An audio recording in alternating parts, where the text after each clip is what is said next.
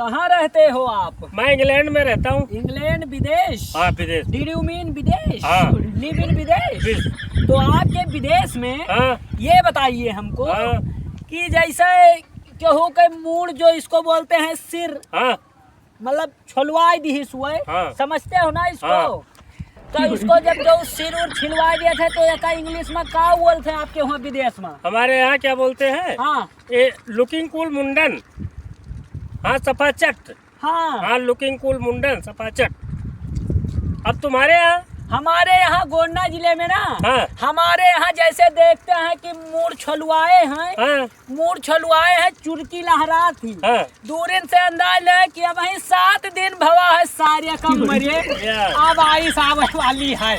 हाँ गलका बुंदिया मिले खाए का। अच्छा हमारे गोंडा जिला में हाँ। मुरहा अंदाजा कर। या।